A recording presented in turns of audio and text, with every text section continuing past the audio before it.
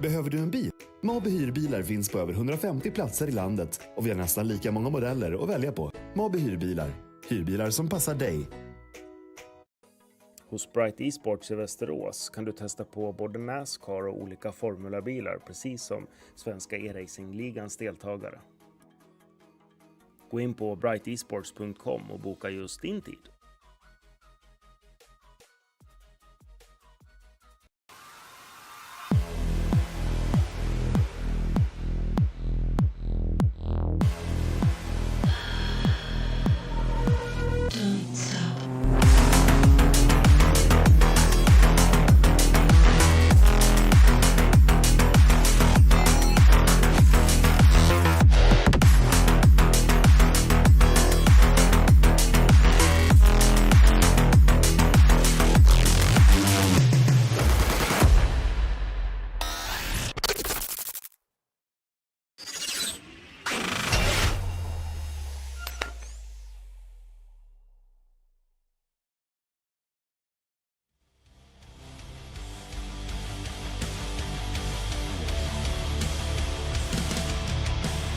And after two intense rounds of action, the playoffs have opened with a banger, with Michael Haflidsson and Alexander Aronson locking themselves into the round of top 10. But of course, 8 other drivers followed them through to where we are today here at Michigan. It's myself, Cameron Roger, got Connery Maddock alongside me, both in the commentary booth and on the production of this RaceSpotTV broadcast, as we bring you into the final 3 rounds of action here for the Bohlin Svenska Eracingligan's Oval Series for 2023-24.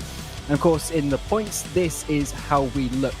We had a couple of wins, as I said, for Haflidsson and Aronson, but on the points, that is what matters now as they reset back to that 3,000 mark. And of course, Jesper Eriksson, with the amount of bonus points that he's got over the course of the series, is still leading the way by quite some margin.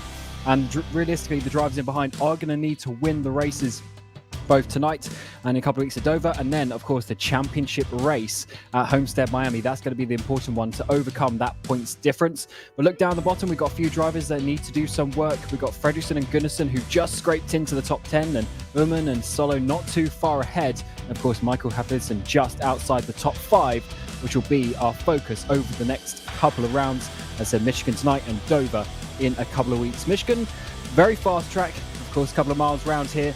Very fast corners indeed. It's going to be an interesting one. We have 24 laps of action for you today, and 124 laps, I should say, for the 400 here at Michigan. And I'm really looking forward to see what the drivers are going to do. We have all of these drivers just fighting so hard. Here's where we've been. We started way back in August of 2023. We're now in April 2024. And we have, as I said, Michigan, and we have the Monster 300 in Dover in a couple of weeks, and the AMRT Grand Prix for the final on the 9th of May in just 4 weeks' time. But what are they going to do tonight? Qualifying session is getting hot, and who is going to be the fastest drivers out on the track as they try and put themselves up towards the front for what could be a very intense race strategically. Connery, as we were mentioning with Linus just before we came into the broadcast, he was saying with the way that the fuel numbers works and the stage as well, we've got 50 laps for the stage, but fuel only going to lap 40. So you've got to work out how you're going to get those extra bonus points. Yeah, it's always a very interesting game in it, isn't it, when we have that sort of stage system in place. And like you said, if we get a green flag run up until that point, they will have had to have hit under the green flag before the stage change anyway. So yeah, it's an interesting one. But if we do get a caution in the first half of the race here, and then we get to that stage change with a little bit more of a varied strategy, maybe towards the end of a stint where drivers potentially might want to push it to try and get that stage points and then pit in. You kind of have to fit your strategy in around it, which is always quite interesting. And one thing I love to see when we get to this playoff stage as well is, of course, all the top 10 playoff drivers are noted in blue on the tower. But you see the drivers in black, they are not in the playoffs, but of course they are still in the race and they still want to win. So we have Salander up there, Tier, Holmbom, Erling as well, just getting inside the top 10. If any of those drivers get the race win today, that of course takes away the opportunity for one of the playoff drivers to get their automatic space in. If you win, you go through. And that could be very important for some drivers a little bit lower down who are scraping through on the points, but a win will change that completely. And the driver who has had a couple of wins this season, he had back-to-back wins during the mid-part, is Dan Holmer, the 79 in the that bright green Camaro as he comes in towards turns 3 and 4. And he needs to try and work his way up from P25 at this moment. Let's hope he can improve. Yeah, well, this will be his last attempt, unfortunately, here in this one. So 38.631 here at the moment. Pole position time is a 37.932. Can Daniel Holmer get anywhere near that? Well, he does promote himself quite a bit further up the order than he was up in towards P11. So a start outside the top 10 for the 79. But this is going to be a long race here, so you can really do anything, even if you start mid-pack here, especially if you expect this race to be a little messy with the cautions. We were told that 6 cautions is the maximum that we have before we go to the time limit, because of course we have the 124 laps as I was mentioning, but we do have a time limit in this series as well, just so that the cautions don't go a bit too crazy. And 6 cautions is exactly what we had last time out, but of course that was a bit of a shorter circuit, the short track at Richmond. Is Oliver Bohlin in the 72, who's been coming in very fast at the end of this championship, coming in halfway through So not in terms of not coming into the championship in terms of the points, but in terms of race wins, he's certainly going to be looking out for that, as he just has a bit of a wiggle down the back straight with just a few seconds to go. Looks like it's going to be Dan Solo up towards the front in the number 13 machine by 37 thousandths of a second, taking that pole position. He's got a couple of his teammates on that second row in behind as well. That could be very interesting for the Ilkentech cars to work together. Of course, we saw them do that so well back at Talladega at the end of the regular season. So I think the teammates are going to come into effect with how we see this championship work out. So here is the grid for today's race. The Michigan 400, Solo on the front row, Salander alongside him, Eric Blixton, Gunnarsson, so a bit of a livery switch up here for the Ilkentech cars on that second row. Uvenin, the independent entry, in fifth, and Jesper Eriksson, your championship leader, is in sixth place. But look how close these lap times are ever around a track like this. Kenneth T, a strong quali from him in seventh place. Jonas Skoglund is in eighth. Linus Brewster and Anton Ullman in 10th, before we have Dan Homer and Cedric Holmbaum in your top 6 rows. We have 27 drivers still showing up for this race, which is very good indeed.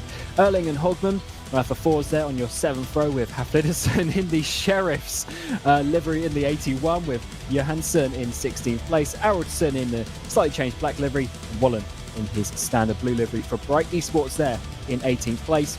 Peter Helmbro, 2-time pole position winner this season, down in 19th place, with Brewster alongside. Håkan Schott and Emily Fragwell in your 11th row, with Brett Berg and Oscar Fredriksson down in P24. He's got a lot of work to do in 10th place in the playoffs. Then we've got Eriksson, Zakrasson and Eric Lundberg for Street Trends, your final driver on the grid. Of course, any of these drivers could be leading us across the line at the end of 124 laps. But of course, Connery, a lot of things can happen. And I do think it's one of those days, we're getting to this point in the championship where some risks and some, maybe over risk is taken. I mean, you kind of have to at this point. That's what this format promotes, especially for those drivers that are going through that process of trying to get themselves, one of those slots to win in the whole championship in the final race. You kind of have to start taking risks at this point because everything is so close, and you'd rather risk it all for a win and get your safe ticket booked into the next stage of competition rather than sitting there and hoping points work out in your favour. Especially for, who was it? Oscar Fredriksson, that was it. Down in P24 on the grid. As a driver who's coming into this just on the very limit of the top 10, he has got quite a bit of work to do. He's already in -16 from the cut line, which is currently Dan Homer is in that 5th place. But the issue for Fredriksson is he's got a few drivers very close to him. Gunnarsson, Ullman, Solo, especially Solo being up towards the front. That 3 point or 4 points gap between them is going to open up very quickly if he's down in that P24. So a driver like him might be focusing on trying to get those stage points. So if we do stay green, I wouldn't be surprised if we see an undercut work, drivers try and get to the front. But as ever, that is always a bit of a risk if we have the green flag pit stops, where potentially going a lap down, then a caution comes out, and then your race could be screwed very, very quickly. But that is what the drivers need to work out, and that is how the drivers are going to prepare themselves for 124 laps of action today. It's a Michigan 400. We have a stage at lap 50, and the field goes about 40 laps. So we've got green flag pit stops coming your way, and we're looking at a 2-stop strategy for a lot of these drivers. Well, we're getting there. The playoffs are certainly in full effect. It is the round of 10. It's the Michigan 400. And on the front row, it is Dan Solo in that 13 machine who's going to take us to the green flag as we get underway here for the round of 10 of the Bohlin Svenska Eracingligan's Oval Series. The champion is yet to be decided. And this is going to be the first round where we really see who is going to be taken up towards the front, as Solo had a very strong runaway there from the pole position. Yeah, absolutely. Not a lot of pressure at this point as well. Swings out ahead of the 140 as they head their way on towards the back straight for the first time, charging their way down in towards turn number 3. Pretty much the first 5 or 6 cars all strung out single file at this stage, and drivers just wanting to settle themselves into a rhythm for the most part at the front of the field, you would have thought. Yeah, it's looking very nice and controlled up towards the front. They, as you say, they got into single file very quickly. No one wanting to keep that double file formation. As you come across the stripe for the first time, it is the top 4 still in that same order. And of course, just in behind them, Jesper Eriksson, who had all sorts of calamities at the previous race in Richmond. Fortunately for him, His points gap was really quite nice. That it didn't really matter too much, but he's at a bit of a move to the inside at turn 3. It might be just a Slander wiggling about a bit there. Also, Ericsson trying to go on the outside of Gunnarsson in that number 1 machine, trying to get up into 4th place. I think he has done so, but that's going to be very tight as they run up to the wall. Yeah, we got 3 wide in behind as well. Tony Udvanen involved in that one in the 84 as well. Still heading their way 3 wide, coming up in towards turn number 1 as well. The 84 still stuck in the middle there with the 42 to the high side. That's Anton Oman as they continue to negotiate their way around here. That's the best. That's one of the good things about Michigan. It is quite a wide circuit, so you can run 3 wide for multiple laps and it not be too much of an issue. It can, it's not the most comfortable situation to be in for sure, but at least you're not going to have a catastrophic incident in most cases. And of course, with the recent updates that iRacing have done to the oval side of the service, we're starting to get more multi-lane situations arise as well, where all of these different lines are looking like they're working almost perfectly well. Yeah, I do really like this track. It's certainly very nice indeed. It's all into the wall on the exit of 2. Looks like everyone kept it in a straight line, but certainly the driver's pushing it. And I wonder if there's some contact involved in that one as well. So you have Vincent on that inside line, driving it to the inside of Scotland, but I think they're looking okay at this moment. But certainly they were staying single file for about 2 laps, and then they just decided that they want to be battling, and we've continued this side by side for quite a while. We're already on to lap 4, and the drivers who are, as I said, the black names, they're not involved in the playoffs, but are they going to get involved in how the championship plays out? I mean, they're racing for the same points everyone else is, right?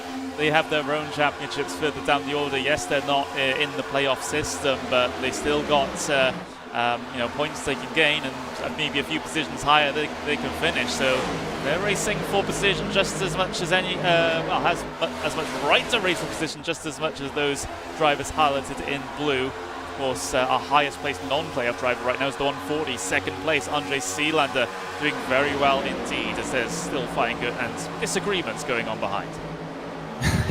Yeah, I love this wiggle. We don't necessarily see it in real life, but in the sim, there's always this little wiggle left and right as ever so slightly more corrections being made, the cars moving around compared to what we see in real life. A lot more stable, as this is the 37 trying to work his way up. He got up into 4th a couple laps ago. That might be 3rd on the exit of 4.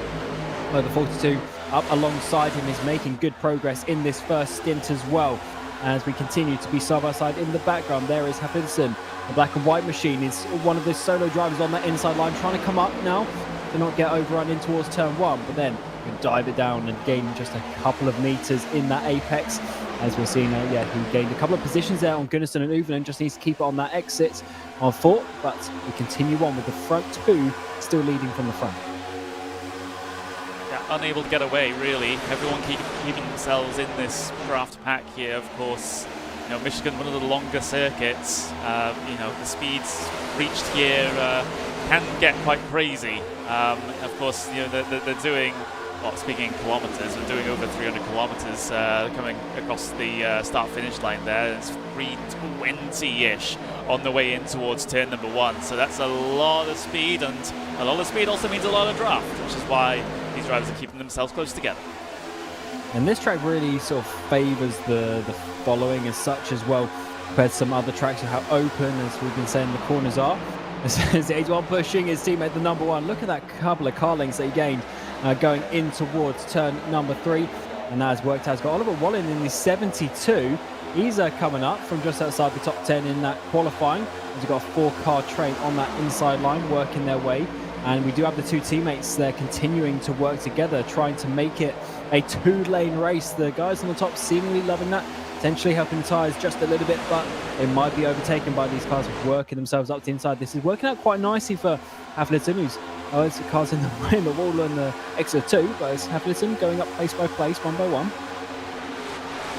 Continuing to make slow and steady progress, which is all you really need in a race like this. Remember, we're only on lap number 9 of 124. You don't need to rush necessarily unless you had a particularly poor qualifying and want to try and at least establish yourself in the main part of the pack. But Yeah, for these guys, of course, it's about getting this first stint out of the way. We haven't had a caution within the first 10 laps here, which is good to see. Everyone's still running, all 27 cars still out there and fighting as we see the battle for P2 continuing to rage on here. Daniel Solo, of course, pole position sitter, now currently P2, and, well, fighting with his teammate there in that instance. But, you know, they've got to be careful not to slow each other up here because there is a bit of a hungry pack behind them.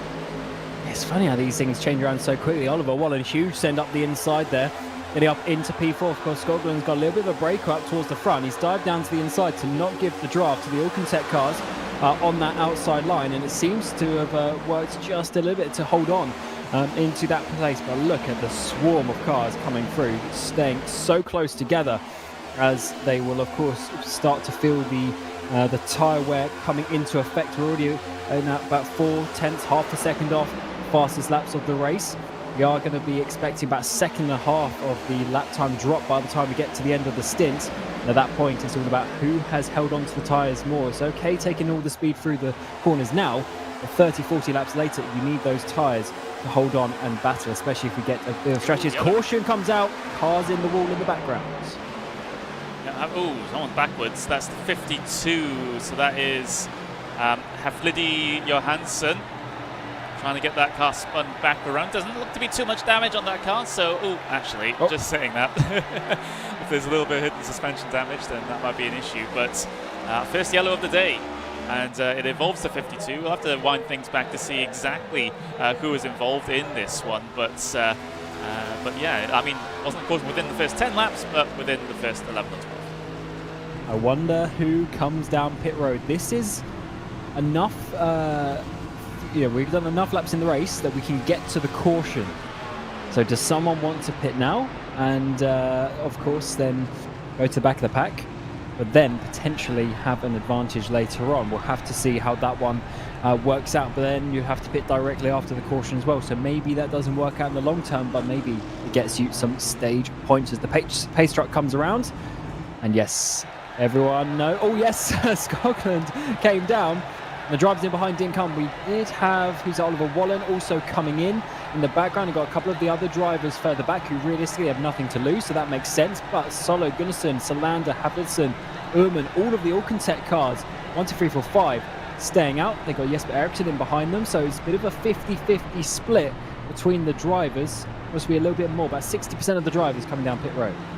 Yeah, so a team decision by Alcantech, and now we see 4 tyres being taken for the vast majority of the field here. No point in gambling, I would have thought, taking 2 tyres at this stage. So these guys taking the more sensible, the more conservative option and getting themselves back out there. So this is interesting because we had 12 drivers that decided to not elect to come down on towards the pit lane that last time by. So that's a few more than I would have really wanted if I actually did come in on that last time. That seems to be a bit of a brick wall and a bit of a situation to try and negotiate this through once this race goes green. One thing I always find with these strategies is it always depends who comes in and who stays out with you. Because if everyone comes in, it doesn't really matter. If everyone stays out, it doesn't really matter. Let's first of all see how this happened though. With Johansson. So he's in a bit of a pack. There's Linus Broström just ahead of him. He's got one of the fours, couple of fours drivers just on his inside as Hawkins shot as well, and that black machine just behind him, as that was the tap of the wall that we saw coming off the exit of 2 as he continues his way in towards turn number 3. Still got Hawkins shot just in behind there, 3 wide in behind, as there's a bit of a run to the inside for the 24. That's Araton. He comes up. Is there a tiny bit of contact? Oh, he just comes up a little bit. Hawkins shot's on his outside. There's just the tiniest bit of contact spun that car around. But I wonder if there's more contact on that front end initially that just slowed him down a little bit. It's certainly an interesting one as we come back to double file, so go green at the end of this one. Yeah, it's one of those unfortunate ones. It's caused our first yellow of the day. Space not quite given. You know, the squeeze a little bit too heavy in that instance, and well, it's Havlidi who's taken the brunt of it, but he's been in and off pit lane, potentially to just get some repairs done. Really, at this stage, it's he you just try and get as much done as possible and try and get back out there. The thing is, here at Michigan, it's kind of, in the damage department, it's kind of a bit like a super speedway race, in which case any aerodynamic damage is really, really going to hurt. Absolutely, but I think he stayed on the lead lap from the timing screen, so he should be okay in terms of that, but needs to obviously manage his damage repairs, the optional repairs at the next cautions, to try and repair it bit by bit, and then keep joining the back of the pack and wait until the end of the race to try and have some challenges up towards the front. But we are going to come back to green flag racing. It's the Michigan 400. The top sort of 11, 12 drivers, they've all stayed out, so they're on some older tyres. Drivers in behind, they've got their fresher tyres, and it looks like it's Oliver Bohlin, one of the drivers who's jumped up towards the front. How far can he get as he come back to green flag racing? It's a late start there from Dan Solo. He's got his 4 teammates in behind. 1, 2, 3, 4, 5 for the Alcantech cars. As you get back under green flag racing, they've all stayed out.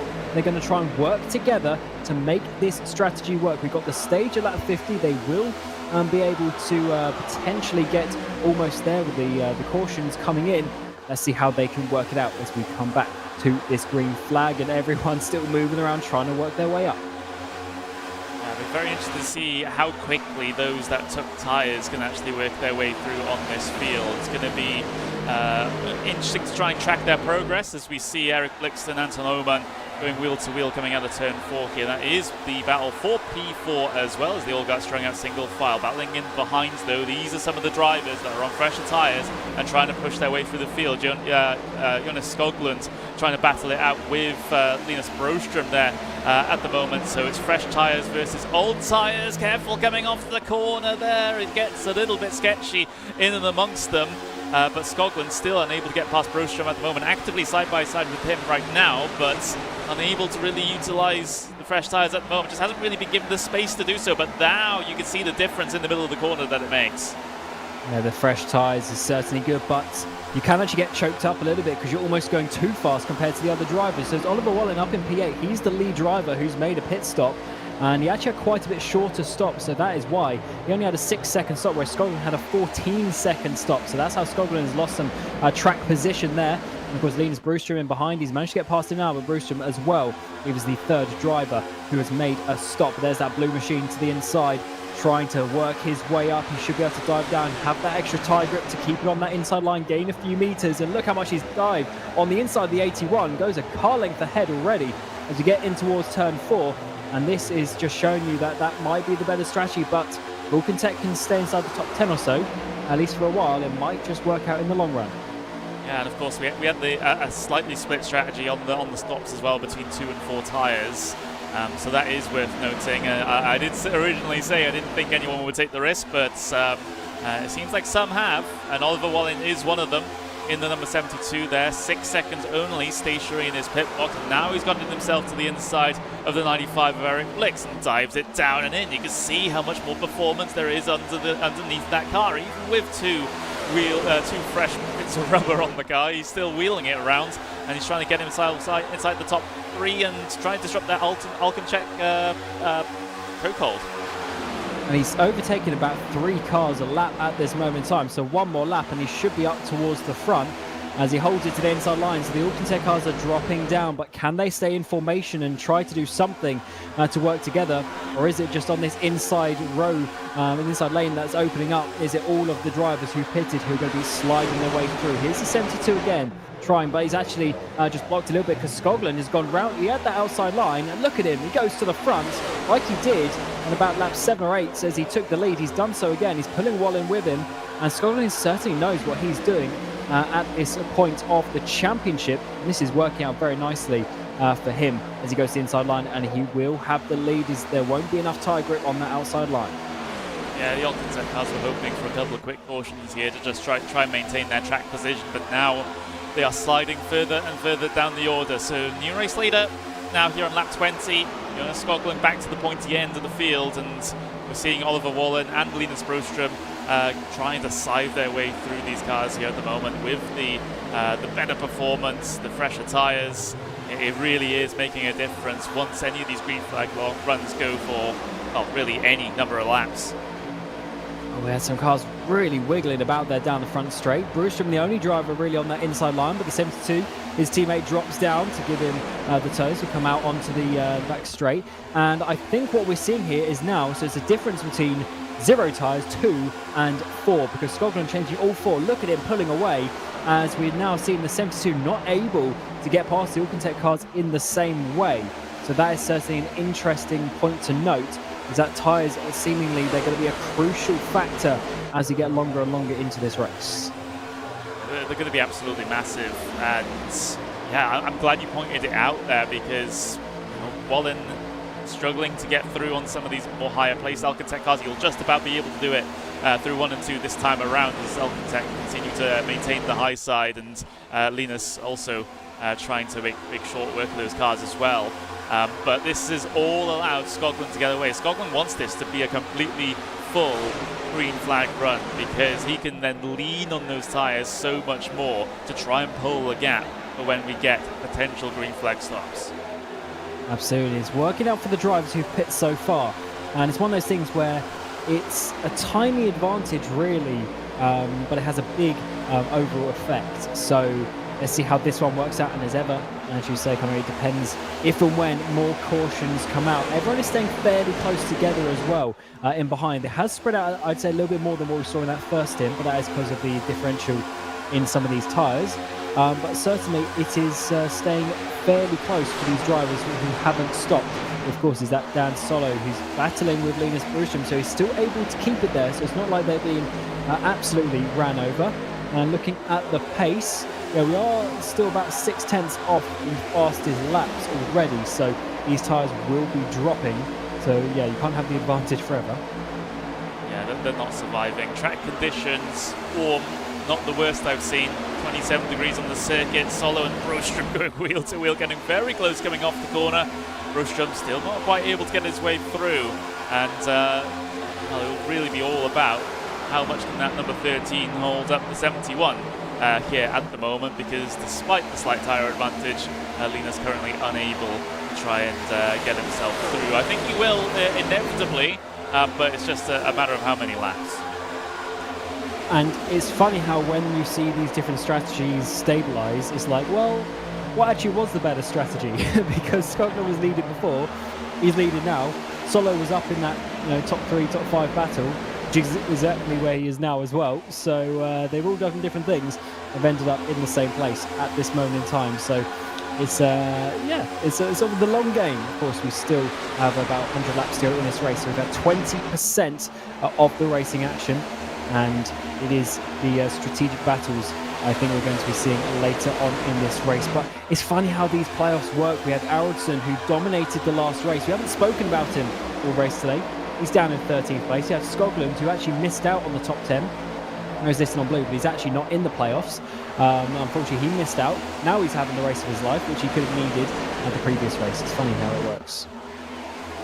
It is. I'm just thinking about the information that the teams would have been able to gather through that pit stop cycle under the caution, because now that fresh tyres versus 10-lap old tyres, you're still going to lose about 10 positions within a good handful of laps.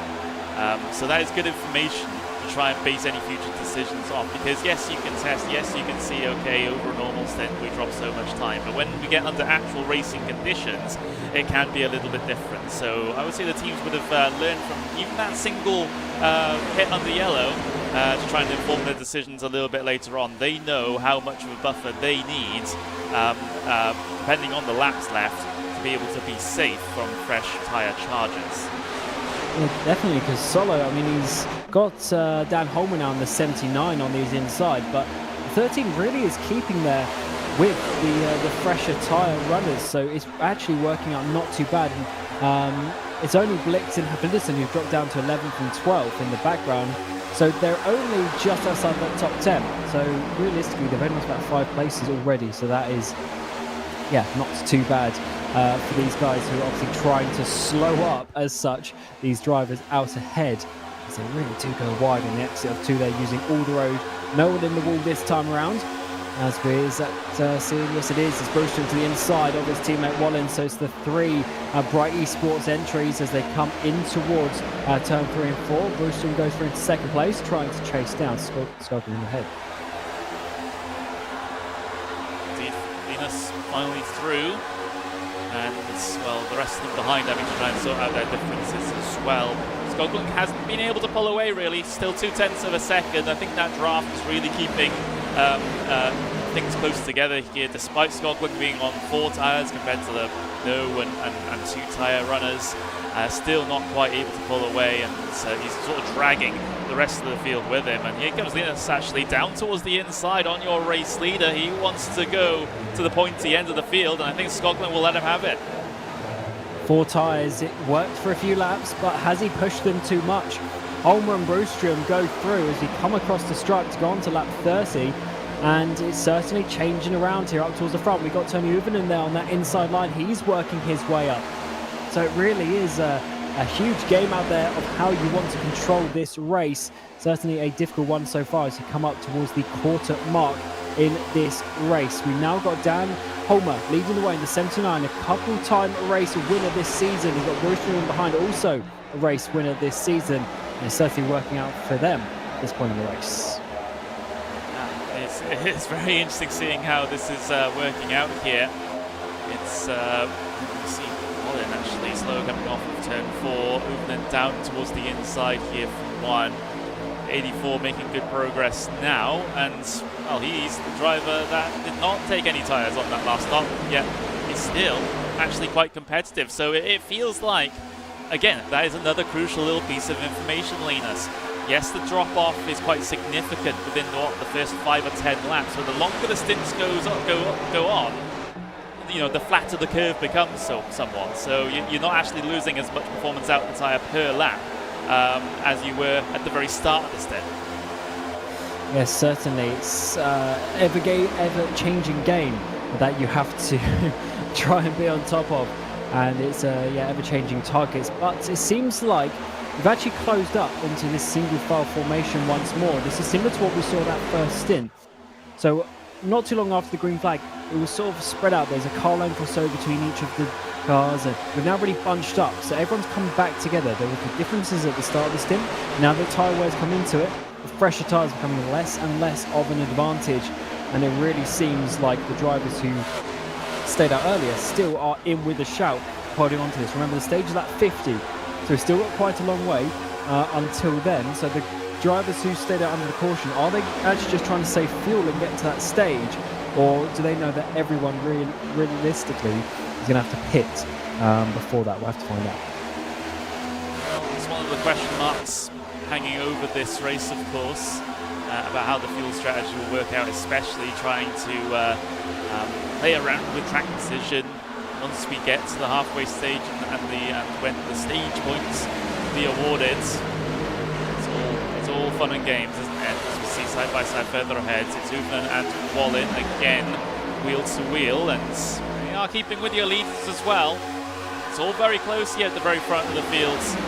Uvinen losing a little bit of ground here with that 72 down on the inside. Gains it back in the middle of the corner, however.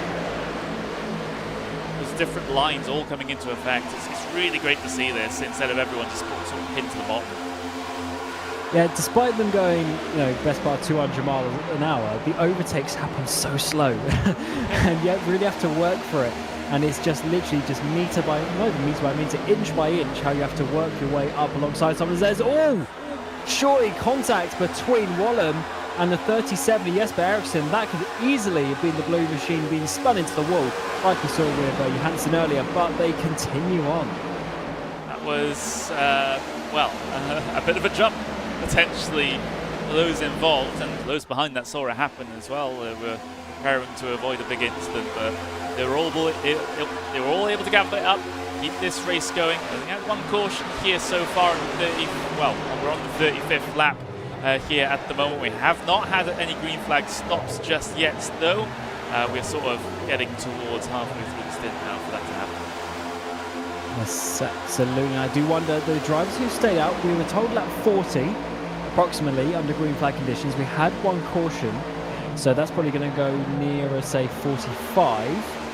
Can we stretch it even further for the drivers who stayed out underneath that caution? Did they save enough to try and make it to the stage at lap 50, which is, of course, where the extra points are given, what they're all focusing on at this point in the race? Let's look at the send there to the inside for the number 1. The 49, Kenneth Tears, having a strong race, following him in behind. So drivers are still looking to make positions at this point. Starting to get towards being 0.8 to a full second off of the fastest lap times that we've seen. That's just how much the tyre degradation is here. Again, it drops off very quickly within the first couple of laps, stabilizes out a little bit, but you're still nowhere near as quick as fresh tyres here when given the situation. So this race is just getting slower and slower and slower until we can put some fresh rubbers onto these cars. Yeah, that's a huge drop as well, considering it's only about 20 or so lap run, and we've already seen a second drop, and that is huge considering the track is, okay, of course we always call it 4 corners, but realistically it's just 2, isn't it, in reality? Controversial. Yeah, but I mean, it realistically actually is. But of course, the entry of 1, the entry of 3, you're coming in there, as you were mentioning earlier, about 200 miles an hour, and then you just got to slow it up enough and just hope that you don't run wide. But the tyres are absolutely screaming with the amount of load you're putting in. They really are, and for those on the lower lines, of course, you're going to really be scrubbing those fronts more than the rears. You know, so you got to manage that throughout the race, because that balance will always be changing with the different lines that you've been running. You'll put different wear patterns on the car, and then the car will just end up feeling just that little bit different towards the end of the race every time, depending on what lines you've been running. So it's you do have to be a bit more cerebral when it comes to managing the tyres here in a series like this one. It's not just a simple, oh, I can just, you know, take 90% my usual pace. You actually do have to be a bit more thoughtful about it. Yeah, and we do see the drivers like the 71 there in the middle of the screen, Linus Broström. One of the strong points for him this season has been that tyre management as such, and even actually Ericsson as well. I think it's back at Pocono from memory. He controlled that race so well and had the pace later on in the stints. Affliton as well. The race that he won, he was able to get to the front and control that. So it's always if you're able to hold onto your tyres more, you're simply quicker. And that is what is very important. Talking of that, I actually didn't quite raise up towards the front. Dan Holmer's got away by 1.5 seconds in the midst of all of this. So he is the one at this moment who's holding on to his tyres very well. Look at Skoglund, who had all 4, and he's dropping into the clutches of the likes of Dan Solo, who's still out since the start of the race. Yeah, and actually these guys heading towards the pit lane now, so they're 40 laps on the tyres. They're probably pretty dry on the fuel as well, so they're deciding to come down and in now and get a service. So that's disrupted things somewhat. Of course, we just have Daniel Holmer, like you mentioned, having pulled that gap all on his lonesome at the front of the field with a bit of a country mile between himself and second place. He's going to be very thankful for that amount of buffer, just in case something goes wrong when they come down in for their green flag stops in about 12 laps time. And this just shows you, if you do have the pace and you can break the draft, you definitely can get away. But this is the first time all race where you've actually seen a gap open up in any part of the field where you break the draft. So that is a very important one. And look at the drivers coming out the pit lane there. Uvenen's actually jumped Ericsson in pit road. They're going to be just over a lap behind. Of course, by the time they get up to speed, they'll probably have lost the draft of the main pack. But it's literally just over a lap as they try and go side by side to block off from the drivers behind. And Ericsson trying to get a better drive off too. And he might have actually just overtaken Tony Uvenen on the outlap. Absolutely. You especially once they come into 1 and 2 again, and actually coming off of 4 as well, you can see the difference here between the almost 30 lap old tyres and fresh tyres. It sometimes can be quite scary when you have this faster but still technically lap traffic trying to come through on you when you've stayed out like this. Yeah, you're right. They are a lap down to all of the cars ahead of them on the physically on the track. So obviously everyone is pretty much used to that in this style of racing, but certainly an interesting point. And if we had a caution now, it would be very, very interesting how it works in terms of the track position for them. And of course, they'd be stuck that one lap down. We've seen some drivers come down pit road. Or is that just some overtakes? No, it is some drivers come down pit road. This is the time. Alcantech, only 4 of them coming down the pit road. That's an interesting one, as a couple of them obviously wanting to stay. Why not? Why not commit all your eggs to one basket? Of course, those drivers that come down in there kind of have to. They're on the very limit of the fuel numbers there, so their hand was forced. But everyone else, at least from that particular team, going out at least that one extra lap. Couple of rows of 3 wide in the mid-pack, however, as everyone tries to get themselves in the right position to try and find a lane to try and get down into pit lane. Is that Ericsson and Uvenen basically going through the whole field to unlap themselves? I think it was, as you see the other Alcantech cars go through. So the pace is really down the new tyres, and they are going to have done an undercut and get ahead of the Alcantech cars, because once again you have to get up to speed. Even though Alcantech cars are going to be there, look at the cars that are going to be coming past them as they come in towards turn 3. A couple more positions potentially lost, so this is looking very good. They've already got up ahead of Skoglund as well, so just a couple of seconds to Holmer, and then they would have completely unlapped themselves.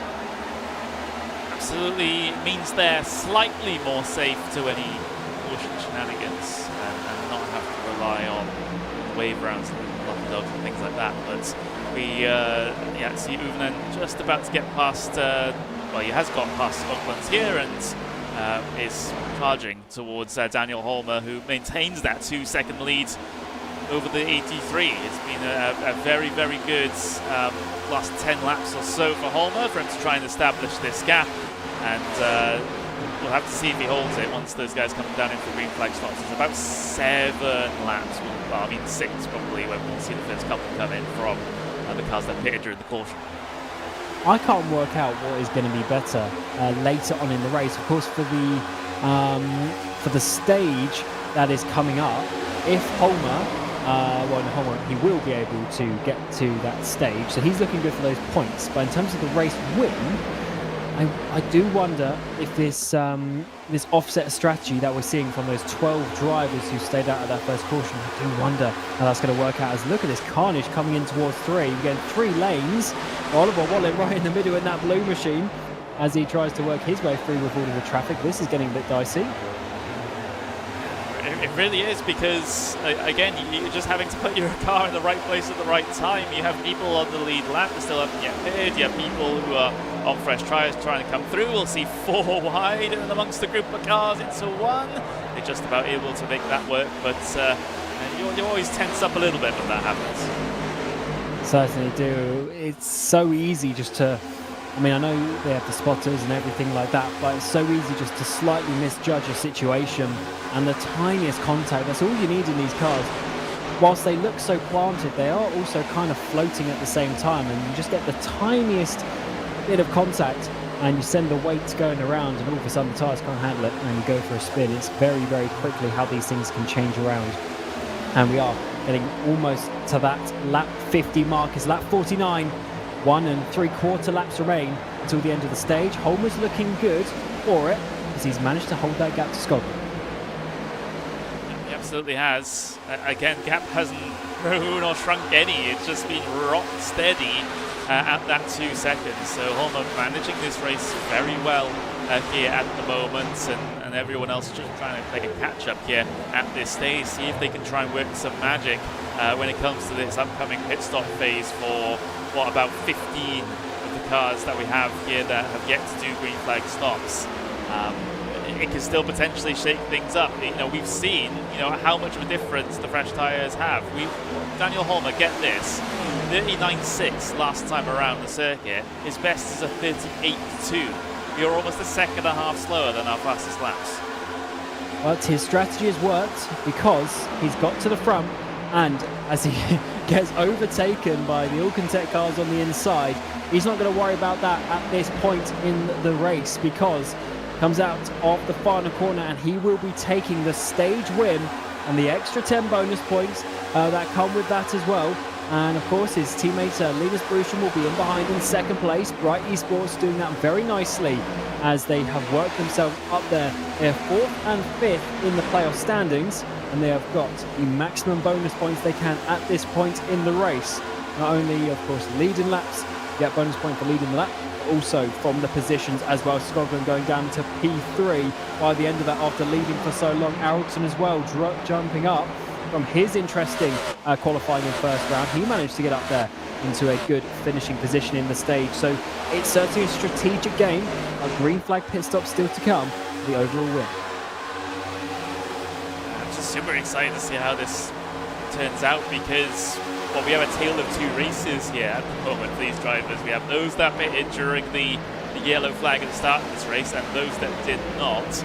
And if this goes green all the way, we'll see the culmination in those two strategies to try and decide a potential win here in this one.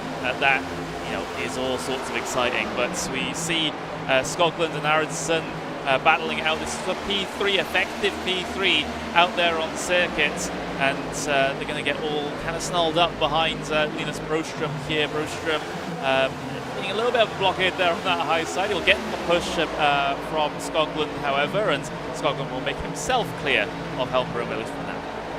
An important point to note as well, these drivers are on that 40 of their stint, or they've done 40 laps of their stint. So of course we had the caution, which is when they came in. That's already 40 laps to go. So I don't think it's going to be too many more laps, maybe within the next 5 laps that we see these drivers come in already. So the offset isn't huge compared to those who hit about 10 laps ago now or so, as this is Ericsson going up the inside of Linus Broström, trying to get that run as we see Holmer come into pit lane. So this is now the lead pack battle. It is. There is that bright, luminous green car.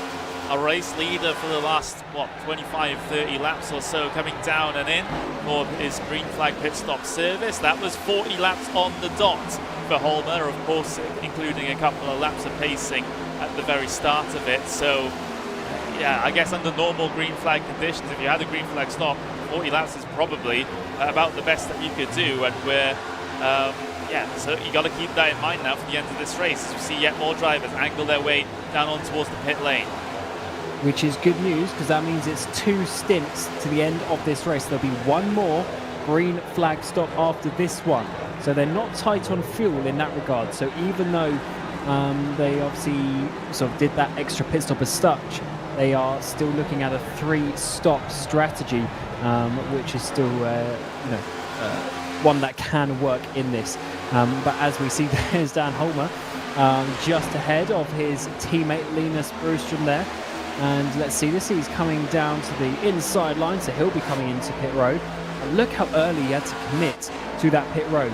You lose so much time, and of course with these massively worn tyres as well, that won't be helping them, but he comes down nicely. So Kenneth Tier will lead a lap in the 49. He's struggled a bit over the course of the season, but that'll be certainly a nice lap or so before he has his pit stop. One of the interesting things when I used to run ovals a lot is that people would practice trying to get into their pit box, but they would always do it on fresh tyres. And as you know, Cam, braking performance with fresh tyres versus old tyres can be quite a difference. So you do need to practice coming in with 40 laps on the tyres, getting yourself stopped in the box, otherwise you'll go sailing through a lot of the time. I'm trying to remember, who was it a race or two ago? Was it Haflidsson? I can't remember. No, Ericsson. I think it was Ericsson back at the one that Hafley won. Can't remember exactly which track it was, but Ericsson. He was leading. He was looking good, but he sped in the pit lane as well, and that is a very not even just spinning or crashing the car, just getting that extra time penalty down pit road can be so crucial for your race. So this is back to the battle. So Kenneth is come down pit road. Tony Uvenen is going to lead, who unfortunately missed out on the playoffs. But then since then, he's been so fast, and during all these playoff races has been up there and getting some decent results, or at least showing some good pace with that. And in behind him is Jesper Eriksson, Dan Solo, Gunnarsson and Blixt top 5. Uvenen hoping his early part of the season would have gone as well as the late part of the season seems to have gone for him. Otherwise, we wouldn't be talking about him being inside the championship picture at the moment. But I guess best of the rest is as good as any. And Tony Uvenen now leading this race. Of course, these are the guys that pitted in a little bit earlier. So Daniel Holmer, he comes out down in 12th place, and well, every car that he'll come across now will be slightly easy pickings. For the race. Ericsson to the front. Dan Solo comes through, so Uvenin losing 2 places there. Must have made a small mistake in 2 because he's lost that momentum. He's actually going to be freight trained here. The 1 comes past, and is that even the 95? Yes, it is. So it's going to be 4 positions lost for Tony Uvenin, and it might even be a 5th because here comes Havlusen on that inside line. He's not able to hold on at the lead of the race as the Alcantech cars managed to somehow they always find themselves on the track and work together. So there's the 4 cars that are on that inside line with her. Say that they just chop up towards the high line, and obviously they'll be in communication trying to work out exactly where they're at. Yeah, that's the great thing about having teammates in a race like this. You can just sort of bounce ideas off of each other. Okay, how are your tyres doing on your particular strategy? You know, is there anything I need to be aware of? You can sort of crowdsource knowledge in that instance. I always used to run NIS races with teammates. You know, we had similar iRatings, so we'd usually be inside the same splits, and just having that little bit of extra information and that little extra sanity check it is so helpful, even in addition to the bit more physical things they can do out there on circuit. Yeah, definitely, and I think just having that extra control of the cars around you. If you have a whole bunch of random cars, there's just so many variables going on, whereas if everyone's in that same mindset, they're under the same understanding of where you are in the race, what the strategy is, you just have a little bit more feeling of how the race is going. But the race does swap around very quickly. We've got Bratberg and Lundberg also on the back of this top 10 battle. So I think it is, it's just the top 10. All cars on screen, this is your top 10. Lundberg, he started at the back of the pack, literally dead last on the grid. And he's now in the top 10 breakaway at the front. So, the position that you put your car in, the strategy that you do, is the most important here, not the qualifying. Another advantage having teammates out there on circuit is when now we have those multiple different lines being usable on a circuit such as this one. You can find out what's the best line maybe a little bit quicker, because it only takes one person in your team saying, okay, the high side or the middle is feeling good right now, and then you've immediately got that information. Of course, it'll depend on how each of the cars are set up, of course, but that also happens a little bit quicker when you have some friends out there. And I think that is the biggest talking point of the season so far. It's ended up being Alcantech really in this race, but don't forget the Fours team as well. Of course, we have we've got Ericsson, we've got Aroldsson, Fredriksson, even Hogman, he's been up there as well. And they do have a couple of other drivers. Erling, quite a few of them are there in this championship, and they have been there 1, 2, 3, 4 themselves in a few races. But it's been Alcantech who've been the most consistent in that factor, and really working out for them as they do hit the front. And this, of course, is now Havlusen, but I'm sure that will change as the race goes on. And they've even got 6 inside the top 7. Interesting to see what has happened here to Daniel Holmer, because if I'm reading this correctly, Oscar Fredriksson ahead of him on the circuit. They're only 1 lap apart on the tyres, on the stints there. So I'm not sure what has happened there to Holmer, because he had a 2-second advantage over the rest of the field when he came down in. And it seems like that's all been gobbled up and swapped around now. Yeah, I'm just checking what you said as well. Yeah, so one lap earlier for Fredriksson, also taking 4 tyres, as you would expect. So there's no difference there, but maybe just that 1 lap undercut, maybe slightly faster in and out of pit road, and that was enough for him to get ahead of Holmer as well. Because you have to think, actually, the undercut gets more powerful the longer the stint is, because the longer the stint, the slower the lap time, and therefore the bigger the offset to the new tyres. So potentially that was a factor. So Fredriksson, who also struggled a bit in that qualifying, is not doing it too bad, and is obviously trying to work his way up to the back of this lead pack and work his way towards the front. I guess it also depends on how they encountered traffic as well. Maybe Fredriksson was able to get through it just that little bit better than Holmer was able to. In addition to having that 1 lap undercut, which started getting with 1.6 seconds at one point. So yeah, it could be all of those different factors. But either way, great pull from Fredriksson down the inside now up into P9 and starting to give chase to this leading pack. So soon you will see a bit of fresher tyre representation inside of this leading pack, and we'll get to see how that disrupts things. One thing I love to see is in P12 and 13, Holmer and Aronson, they're just off the back of this pack, but they are not teammates, but are having to work together and try and bump draft themselves up to the back, which is always a funny one, where sometimes your enemy and your rivals have to actually be your friends for a little bit in the race to try and use each other.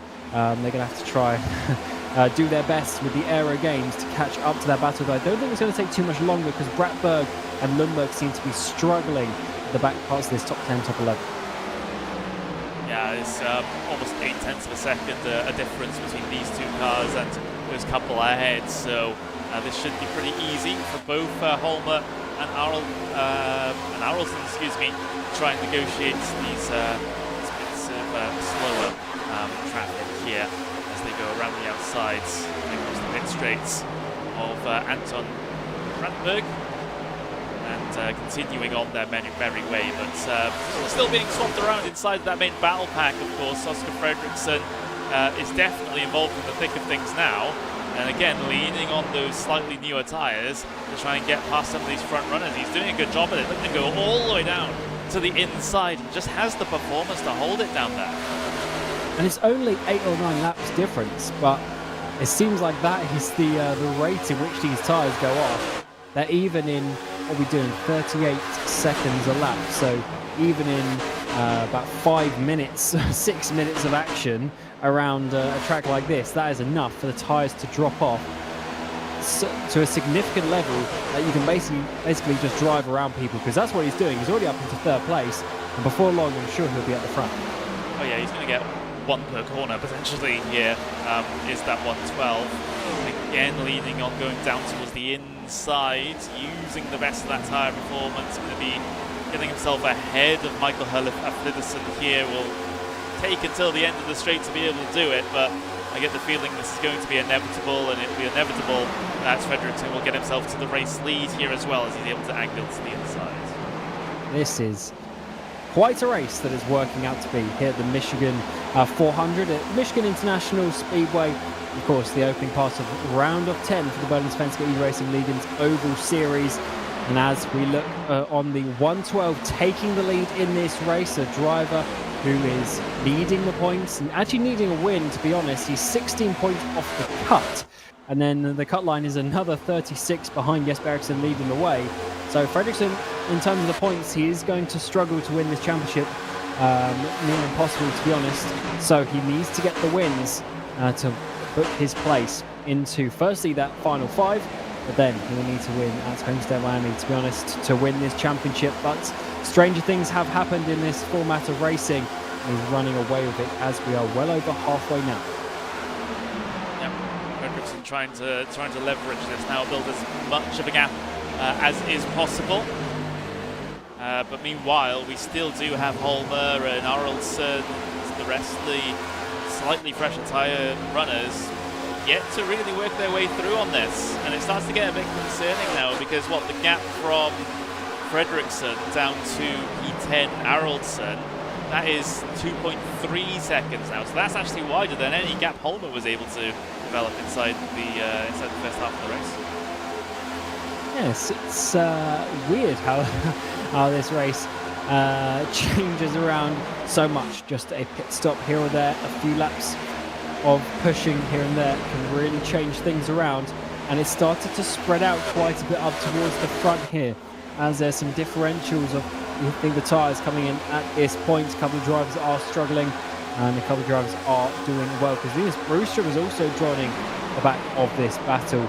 See just in the background, he's in P13. He's bringing Helmbro, Skoglund alongside him. Bratberg is already down to 16th place, really struggling on this stint. He's lap 31, so he's basically the oldest tyres. He came in with Jesper Eriksson and Uvinen in that very first pit stop under green flag conditions.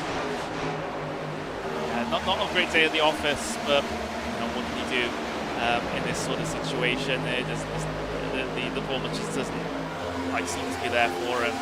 Looking a little bit further up, you've got Tony Uvinen losing a position to Alexander Aroldsson, or at least in the process of losing that position.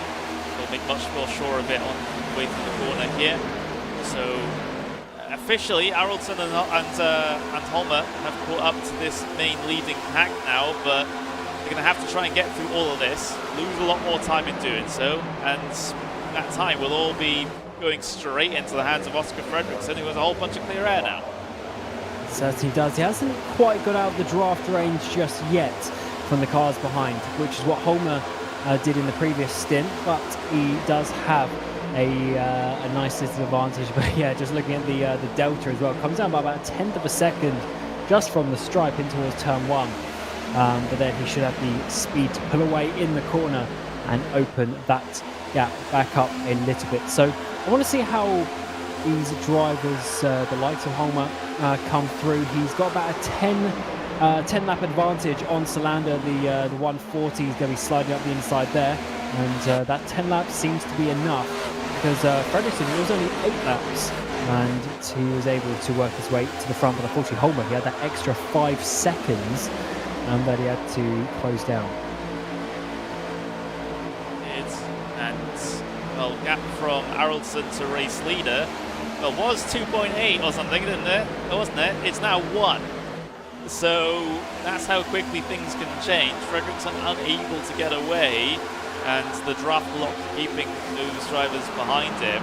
And Aroldsson has been able to quite effectively get his way through this, through these cars here at the moment. Whether or not he'll be able to get all the way to the front remains to be seen, but you certainly wouldn't doubt him at this stage, would you?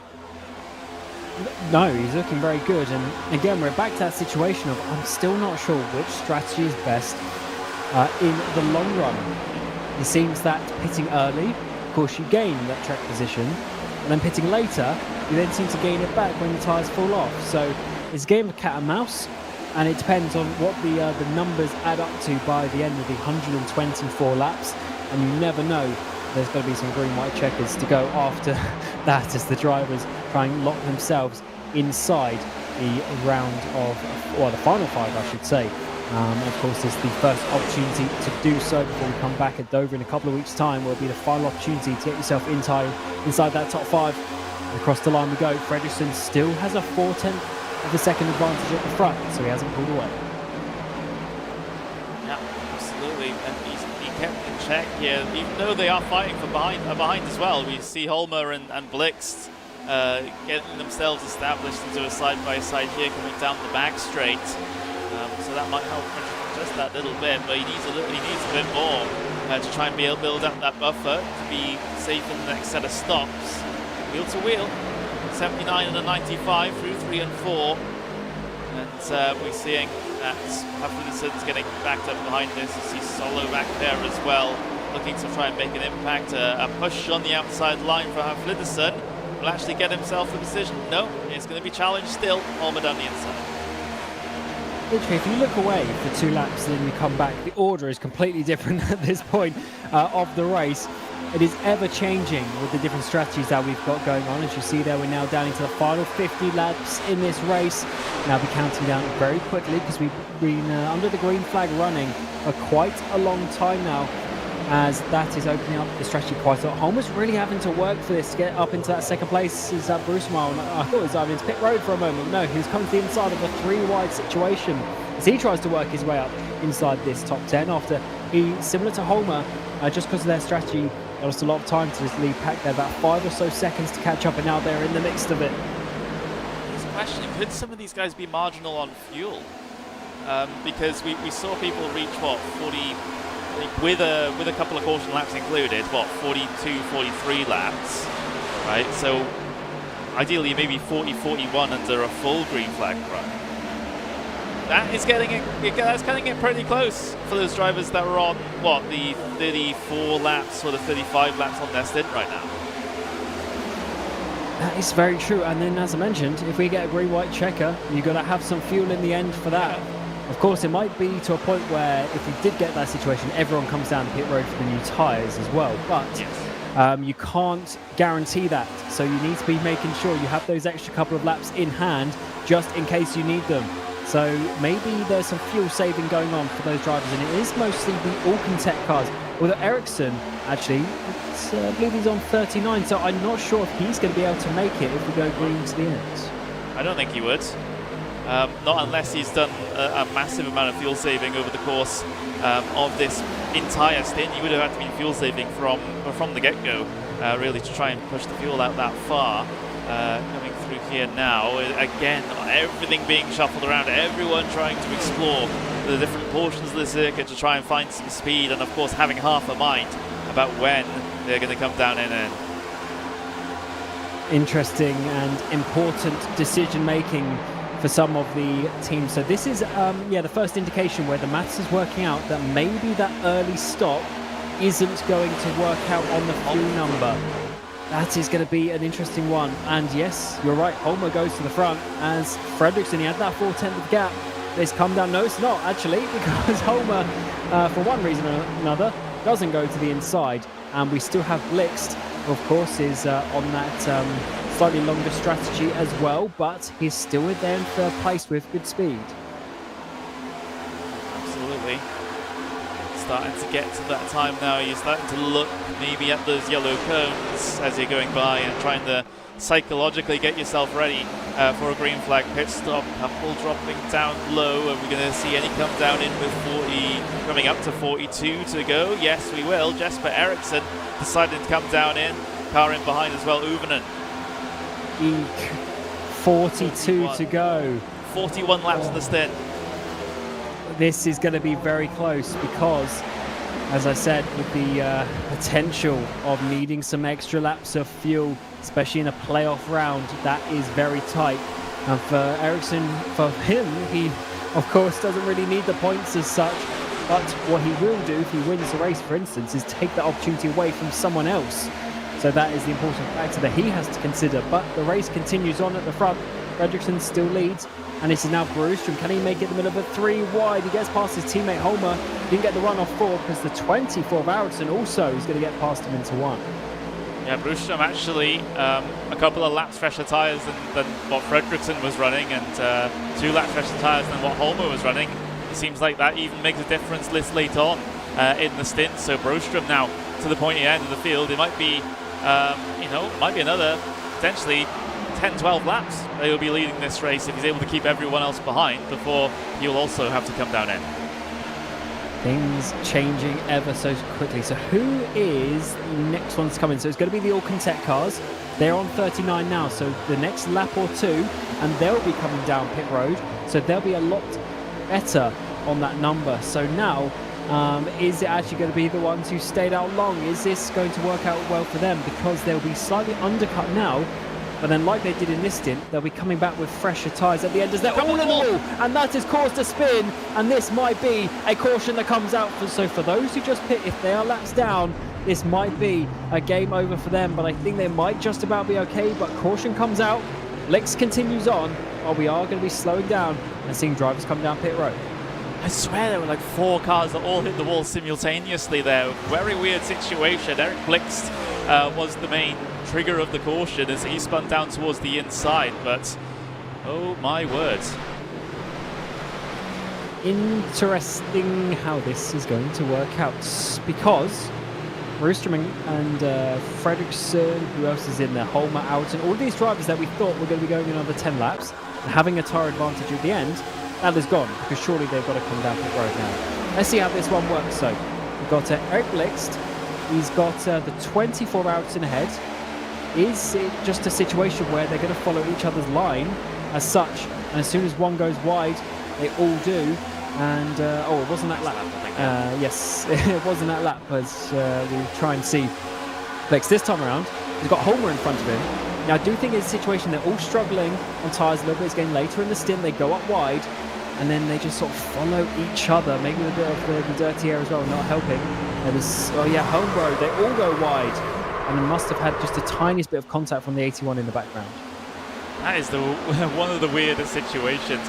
Basically, I would say 5 cars all in the wall at the same time. I think it's exactly how you mentioned it there, where we had a lot of one driver may potentially going a little bit wide, hitting the wall, and everyone just sort of tunnel visions, focusing on their lines, not focusing on their own lines, and just following them. So this has to be full tank, 4 tyres for everyone, realistically, to make sure that they are both. Oh, someone missed their pit box in the background there, and that is going to be losing a lot of time. They'll be going right down to the back of the pack over those extra seconds. So who is going to be leading off pit road, and how is it going to look? It looks like it's Linus Broström in behind. The Alcantech cars losing some time there because, of course, they're a bit further back in the pack. Aronson has jumped up into second place.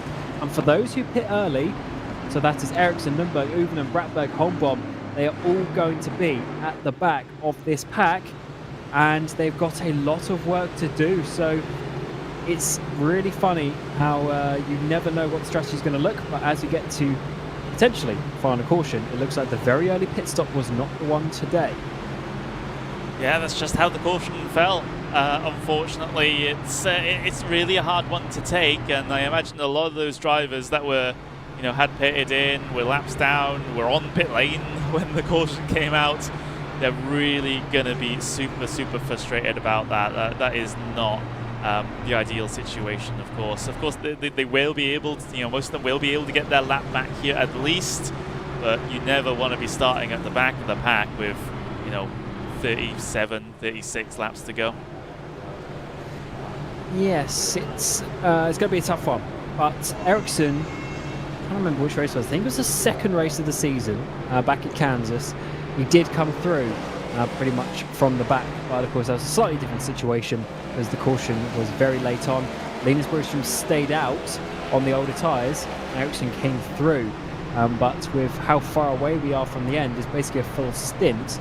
Unless we get another caution, that situation wouldn't repeat itself. But we go back to the side-by-side, and Broström, after all of the things have worked out, is going to be leading from the front.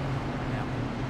Lovely position for that number 71. I have a lot of respect for Linus, of course, fellow RaceSpotTV crew member, commentator. But also, even before then, I used to race with him a lot in the UK and Ireland Oval Leagues. Yes, he is a Swede, but racing in the UK leagues, don't question it. But always respectful racer. We had a lot of fantastic events, the two of us, and yeah, it's great seeing him do so well in a race like this against some quite stiff competition. Yes, it's a very interesting league, this one, because if you look at the iRating of a lot of the drivers, there's a lot in the 1Ks, 2Ks, etc. So fairly normal, but the level is still pretty high. We do have, for instance, Broström up the front there. He's 4.8 K. We have Aronson long time 4.2, and of course a few other drivers in the 4K. So we do have a pretty decent level of field here.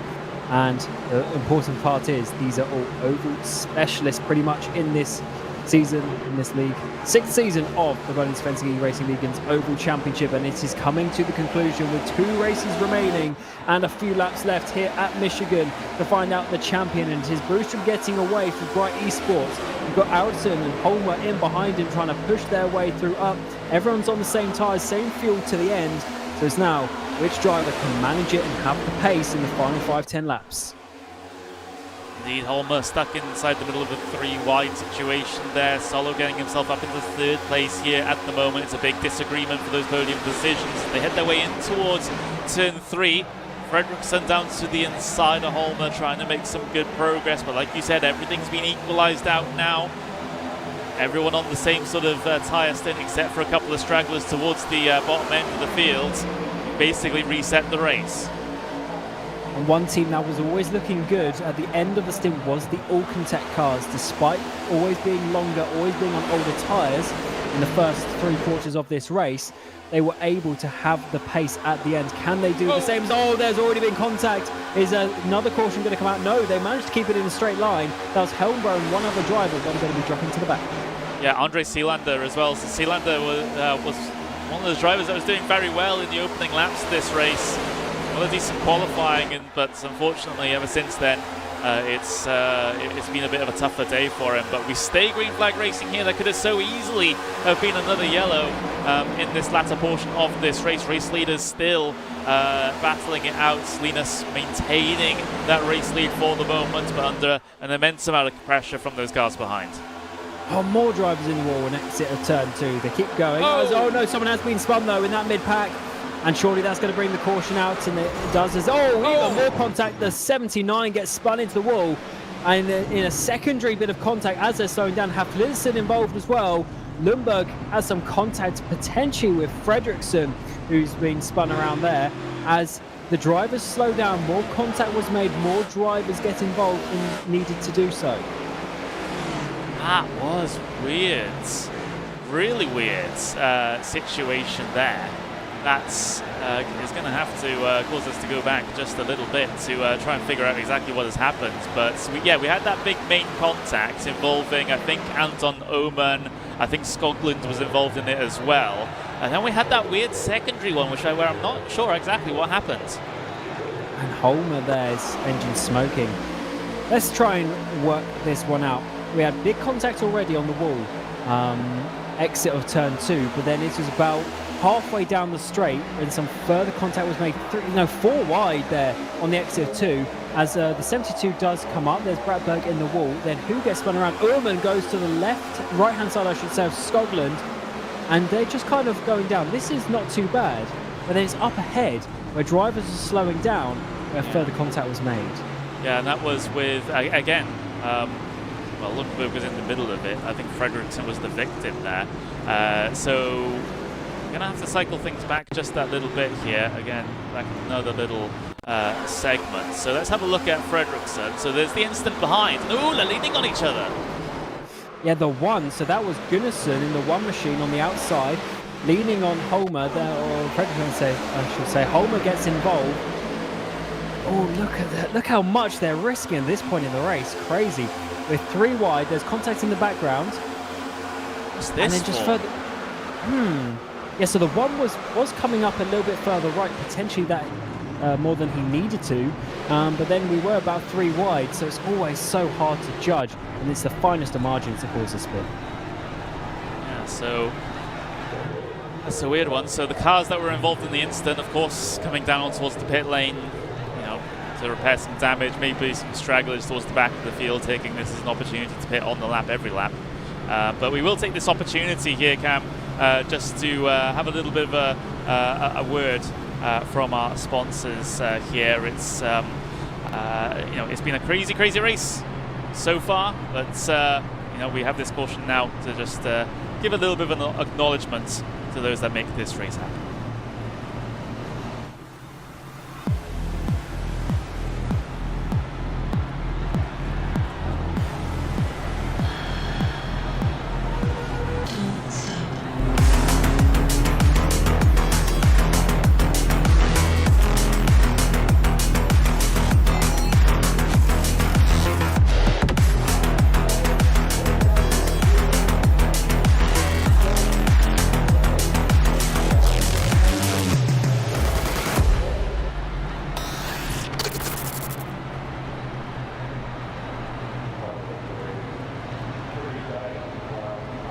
The caution is going to be changing things furthermore as we get back to Michigan. Broström in the 71 took the lead at the previous caution. We had a couple of laps of action and then we go back to caution once again. So it's now Solo in behind him, and with Arvidsson, Gunnarsson there, and then Marcus Hogman in the 12 machine. We haven't spoken about him all day. He's got himself up inside the top 5. Amelie Fagrel as well, also well inside the top 10. Things have completely changed around here, Connery, and I think it shows with how aggressive they were with the replays that we just saw. Every driver is going for this. They are. They absolutely are. So apart from Broström and Solo on the front row, pretty much, and maybe Arvidsson as well, a lot of these drivers are very new to this front of the field, at least in this particular race, because we saw that secondary incident in that last caution take out a decent amount of the front runners. So really now it's anyone's race. It really is, and I can't wait to see how the because there's 30 laps remaining as we come back to the green flag. It's going to be about 20 minutes of action if we stay green, and we do know that the tyres are already falling off after about 5 minutes or so. Who is going to hold their tyres to the end, and that will certainly produce the victor for this race. Linus Broström brings us back to green flag racing here at Michigan. The Michigan 400 for the first of the round of 10 here at the playoffs of the Bohlin Svenska Eracingligan, and what a start that was for Broström. Gets underway, but of course the draft will bring everyone in behind him into effect once we come onto the back straight. Hopefully they get through turn 2, because everyone's loving to rub up against the wall on the exit, but it certainly looks like we're all clean so far. It does. We did have a bit of a split in terms of the strategy. Of course, we had a lot of drivers come down in for damage repair. That is understandable. But we had a couple towards the back that came down in for fresh tyres anyway, because really, why not? You don't have much to lose. If you're down towards the bottom half of the field already, you're not going to lose many positions by coming in. And if this stint goes long, you might be in a bit of a better position than those drivers towards the front. So why not come down and in at this stage? But look at this battle for P2. They fan out 3 wide coming through here, trying to chase Linus. Yeah, I'm really favouring one of these Alcantech cars to get the win today, as there's still drivers wiggling around down the straight on the exit of 2.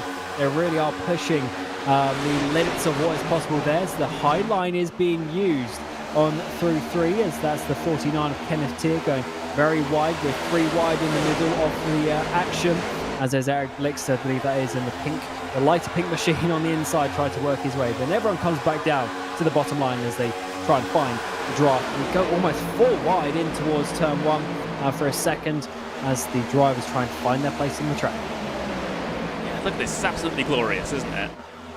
No single line running here today. You know, we're getting triple line, maybe even quadruple line running here at Michigan. It is absolutely fantastic to see. This is what we've been missing on the oval side of things for a pretty long time, and to see it coming into its full effect now it warms my heart. But you can see, almost a bit of contact. In fact, I think there was a bit of contact between Eric Blix and Kenneth Tier there, as Blix will end up losing position because of that little moment. He had to hold on to the car. Yeah, you don't need much more contact than that for the car to go around there. 95 having a bit of a wiggle, but 180 plus mile an hour at that point, the car can very easily do a swapper on a lot of aero, a lot of weight transfer going on. I think this goes a little bit too much out of a point that you can't save. And of course, the car is going to be going around, as we've seen a few drivers do so far this race. And across the stripe, 26 remaining. Broström has held on from solo, as they're rubbing doors again coming down the front straight. I think that's Blix just putting his elbows out, just to say, oh, that was a little bit naughty last lap. Yeah, a little bit of give and take. All is fair, at least in my opinion there. Blix towards the low line now. Those in the middle need to carry a little bit more momentum around the outside there. And again, I'm seeing puffs of smoke on the outside of turn 2 there. Drivers getting very, very close to the wall. Battle for the race lead is on as well now between Linus Broström, Daniel Solo. Oh, Solo's looking fast, isn't he? Of course, started the race on that front row from the pole position. He's got speed in that number 13, and it's showing at this point in the race. He's looked strong throughout the long stints as well. So if it goes green to the end, expect him to be one of the better tyres and maybe one of the better cars at the end, but still plenty of laps to go before we get to that point. So still inside the top 10 with the likes of Hogman, although he is dropping down just a little bit, as it seems like the faster cars in this race are starting to work their way back towards the front. Yes, they are. I'm keeping half an eye on Anton Oman, who's currently down in P9. He has some fresh tyres on his car, and he's making some good forward progress here. So if this goes longer, then he might be able to get himself in amongst these front couple of cars. But you can see the bump drafting between the front 2 on the way through here. Daniel Solo leading Linus Broström second place, and a bit of a fracas for third and fourth as well. Every position is up for grabs at this point. We saw some, not for too long actually in this race, but earlier on we did see some single file for a while where the drivers tried to just work it out, but now it just finds your way to the front. There's the 95 of Blix on that inside line. It really can work to get the momentum going down the front straight, but always cut off there by the 37 who's actually found his teammate. So that's the 37 of Jesper Eriksson, who, by the way, is still on some of the oldest tyres because he stopped just before the caution. We thought actually it might not work out well for him, but he was one of the lucky ones to stay on that lead lap and was able to basically not be too far behind. He's now found a teammate of the 24, although actually the 12 of Horgman has joined in, 3 of the teammates working together. Race lead under challenge once again as Broström looks to go back to the front of the field. He'll make it level coming off the corner with Daniel Solo here, kind of stacking up everyone behind as well as everyone tries to look for a line, look for a run through on their opponents. Broström has some help on the bottom though, the 24 pushing into the race lead. Very good racing indeed. So we thought 13 might be able to hold on, but no, the 71 still has speed in this race. And it's always funny with Linus before the race saying, oh yeah, I might speak to you later in the interviews, and he certainly might do this time, getting inside that top 3, but who is going to be winning? As the 13 goes to the inside once more, they are trading positions lap after lap. Indeed they are. It's mostly like between these two, and of course if they can settle their differences in behind as well, it wouldn't be surprising if we get a couple more drivers featured in this battle for the race lead. You got Card all the way down towards the bottom there, trying to make some progress. That's Eric Blixt actually, who's been up and down this pack like a yo-yo. Now he finds himself in P4. And it can change around very quickly. As I say, that contact is made. Can they keep it in a straight line? Yes, they can. Huge save there from the reigning champion in the 1. He might not be winning the championship though this time round if he drops the amount of points that he's going to lose with that spin as we come to 20 laps to go, and that could be crucial for his championship but also for others because it doesn't go to the caution. No, we stay green here. The cars were under full control the entirety of the time and none of them went entirely around, so you keep it green. 20 laps to go here. Daniel Solo back to the race, maintaining the race lead here. Linus giving him a good run for his money. We've got Alexander Alton, who is also the 3rd car to feature in this particular battle as well, but I would say count the entirety of this leading pack as far as the race win is concerned at this point. As it stands, the playoff standings are going to be very, very interesting. Of course, I'm not going to do the exact maths because there's too many bonus points and everything that's coming around. But for instance, Hafnilsson, he's dropped down the way. He's on that cut line. We've got Gunnarsson, he's 15 points below the cut line. And of course, with that spin, he's having loads of issues. Broström there, all sorts of contact as well. The 37 has made some contact. That is teammate, the 24. It is. Who's second in the championship? And these things are going to be changing around very quickly as the 2 teammates make contact. The 3rd time in this race, we had contact at a 2 that caused cars to go to the inside, but the caution does not come out. The front 2 have managed to get a breakaway as a result of that situation. Daniel Solo and Eric Blixt here in this situation. So Blixt from 4th to 2nd in the matter of a few laps here. He's now challenging for the race win up against that 13 who's been so strong throughout this race. Everyone fanning out once again as this leading pack has been thinned out somewhat due to the little instigations and little situations that we've had on that back straight. So, the number 4 of Emily Fraggle is looking very good as well, starting about that place at the restart, dropped down to about P12 and has come back up into P6 as one of the better performances for the 4 that we've seen all season. Was the fiance of Linus, who's up there in 3rd. So let's see if they can bring that home for the family. But caution does come out in the background. Caution comes out. So much smoke, can't quite see. As Lundberg was involved with that one going across the grass. And we're going to have a reset once more. This does give the opportunity for some drivers who were involved in the previous contacts. Oh, he's already spinning. Must have been pushed around coming across the straight. Is in amongst the gaggle of cars. There's a bit of a confusion on the way in towards turn 1. Yes, it is. Just comes down a little bit too early. Wraps himself across the nose of the 37 of Jesper Eriksson. Eriksson, despite having such a lead in the championship and dominating the regular season, he's having a difficult playoffs. In fact, his last race back at Richmond a couple of weeks ago was his worst one of the season so far, and at such a crucial time, he's having a difficult one here in Michigan as well. Everyone slows down behind the pace truck once more. Solo will have the lead from Blix, Brewstrom, Holdeman and Tier, but is there going to be any pitters? Especially if you're in the back half of the field, you might as well. We've been 20 laps into this stint on tyres. You'll have a big enough advantage, but if you're at the front, surely you have to try and keep the track position. Very interesting to see what the decisions are coming down on towards the pit lane this time around. I think 20 laps, you know, fresh tyres, this is 20 laps, is a little bit too much to ask for those on old tyres, so I would expect people to be coming down and in now. So there we go, Daniel Solo, Eric Blix, Bruce, and Hagman all coming down in. I'm not going to expect anyone to try and make the biggest gamble in this race, although, is that a lap down car that just stayed out there? I think it might have been. Yeah, Holden shot the 101, stays out because he has to, being a lap down. But, okay, say if the first 10 cars stayed out, then maybe it's worth it.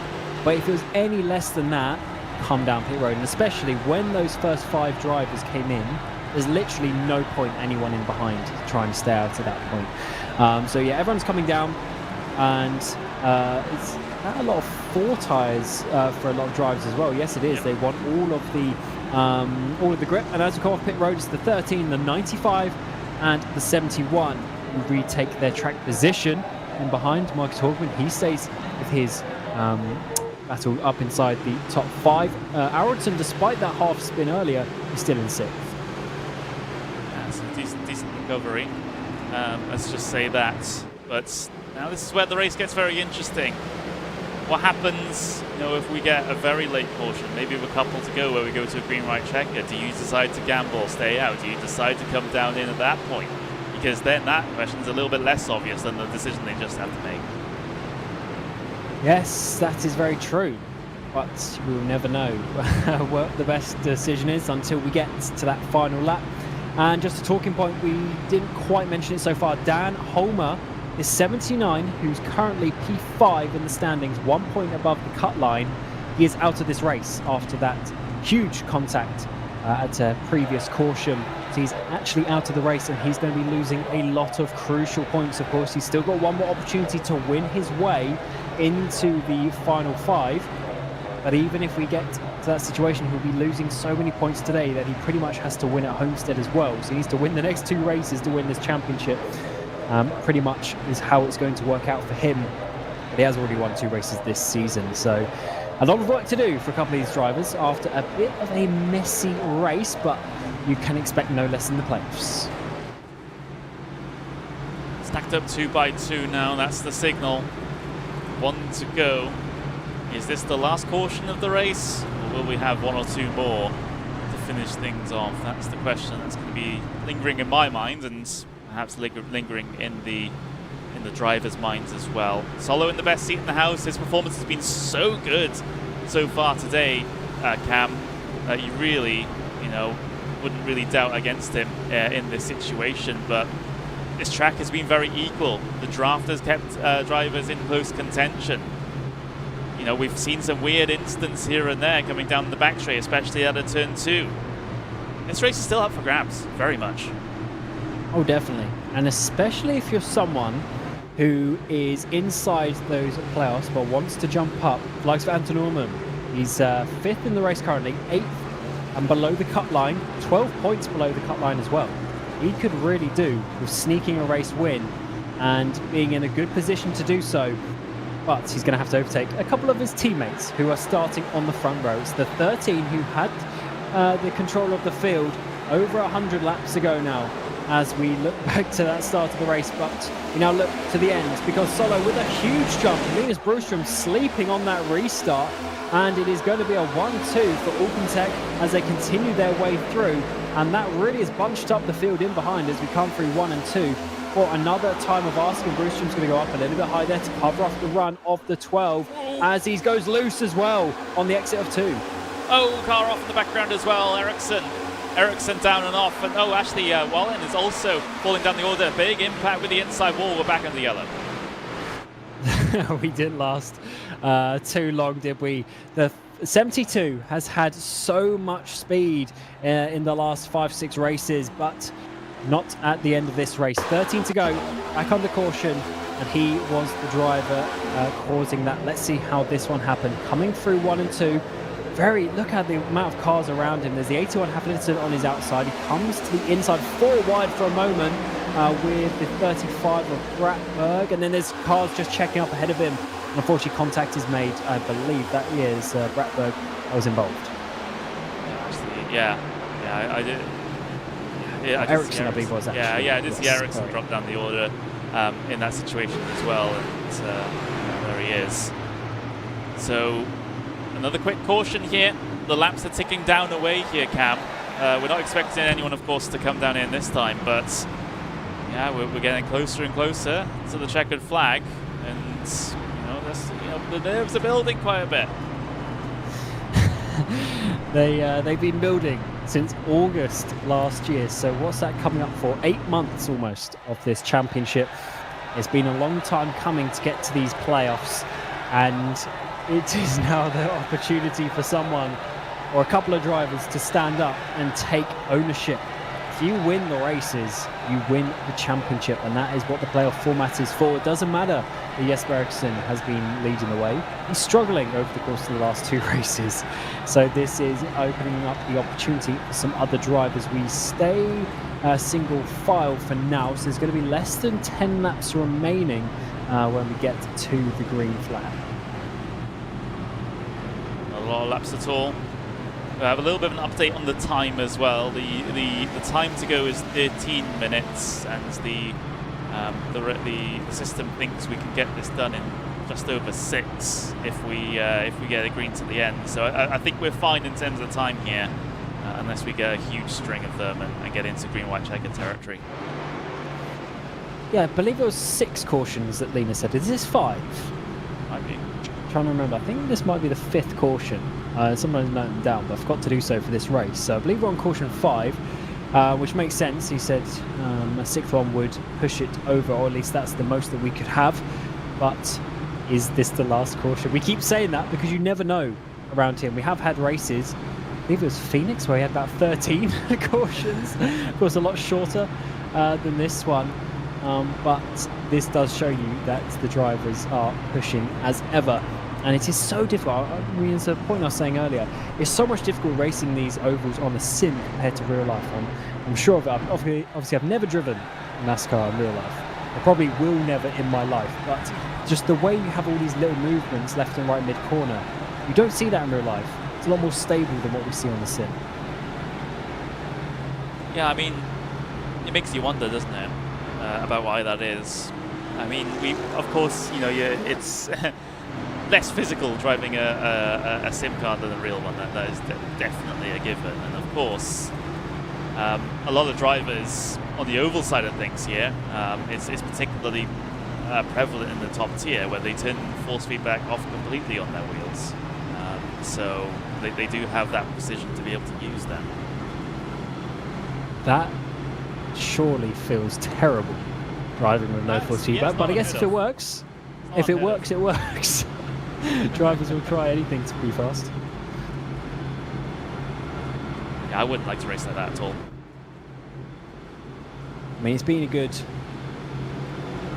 I think now, over 10 years since I've driven one of those, non-force feedback wheels that just has a spring to return it to the centre. We do have a couple of drivers right at the back of the field who did pit there. Havlicek, Johansson, Ericsson, Oliver Bohlin as well. Well, actually, Wallen's still in the pit lane, of course, with that damage. They have on new tyres at the back, so we'll see. We'll see if a couple of laps makes a bit of difference. Here's the track conditions coming to the final 9 laps of the race. 24 on track, 19 in the air. Clear skies, 4 p.m. the 6th of October in game time. But, of course, we are here in April 2024, and we have just a few more laps to find out who's going to be booking themselves a place in the final 5, and they will have a championship charge in 1 month at Homestead, Miami. The 13 will take us back to green flag racing with 9 laps to go. Here at the Michigan 400, the Bohlin Svenska Eracingligan's Oval Series is coming to its conclusion with just a few races to go.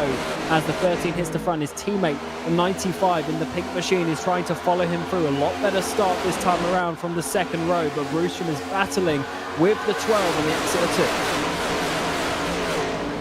Oh, Hagman down the order, is able to keep it together though. One of our casualties in the last portion of this race. Hagman continuing to fall down the order. Solo leads this one coming out of turn 4 now. Blixt and Brostrom and Salander all strung out single file with 9 to go. A bit of a battle pack developing behind them. We were 3 by 3, 6 cars all next to each other coming in towards turn 1 for a moment as they really rely on their spotters. Cars up wide into the wall. Is anyone going to be spinning down? No, they managed to keep it in a straight line, but they are just pushing through that understeer and trying to do what they can to get the car the fastest way around the track, although actually hitting the wall is not the fastest way. As we continue our way on, it's going to be 7 to go at the line. The 13 still leads.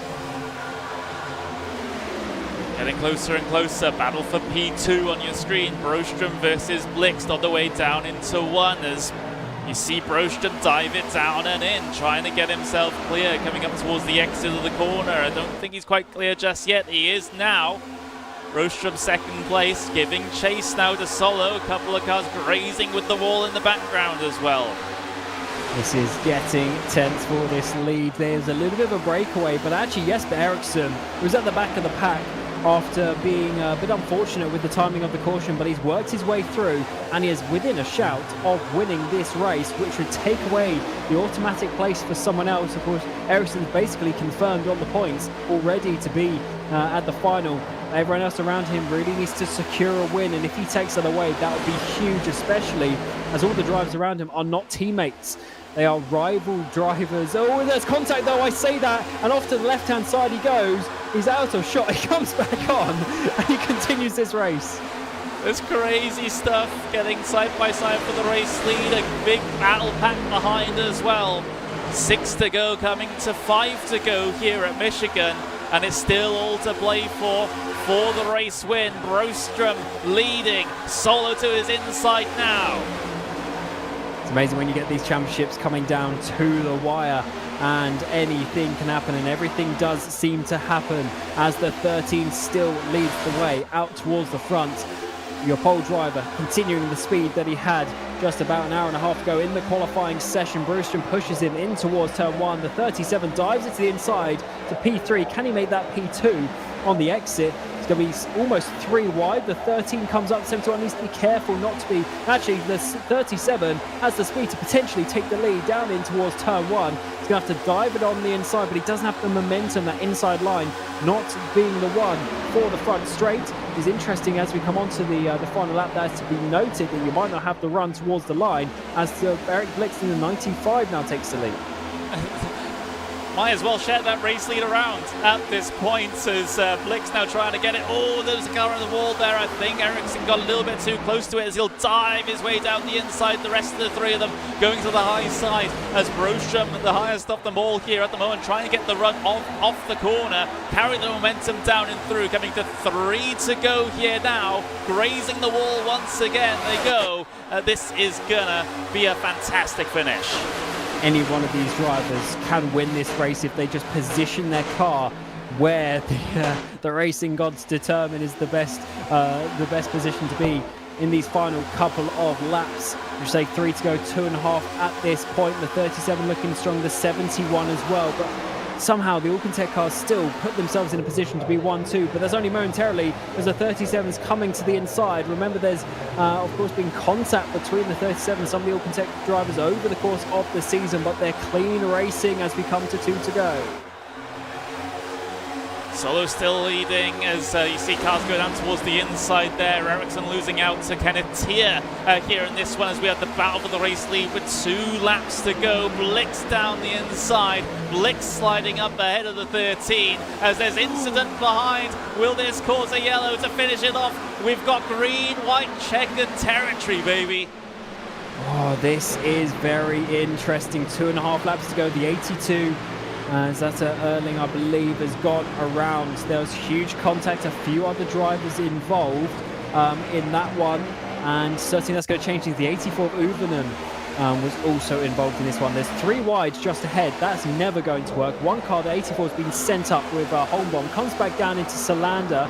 and then a huge hit from the 83 as well. And look at the cars going through. The 82 of Erling involved there too. So Skoglund, after leading the race so long, unfortunately has been involved in a few incidents that put him way down. But we go back to caution. And breathe. Oh, this is so fun. Right, what do we do about pit stops or not here? I would hazard the guess that they stay out. Yes, although that's 14 laps on these tyres. Okay, we've had possibly even 2 cautions in that time, but from what we saw earlier, even just a 10-lap difference, even an 8-lap difference for Fredriksson was enough to make it. But surely no one at the top, there's not enough laps to do so. If you're at the back, you can maybe gain a few positions more up the order as we come to the pit entry. No way. No way, no way, no way is anyone going down pit road. It's a matter of how far back they start to, though. And in fact, the first one that comes down in is Marcus Hagman, and that's just too far back, really, to be having too much of an impact or too much of a concern for our front runners. So I think our front runners are fine for the moment. They have to be slightly more careful off the restart, though.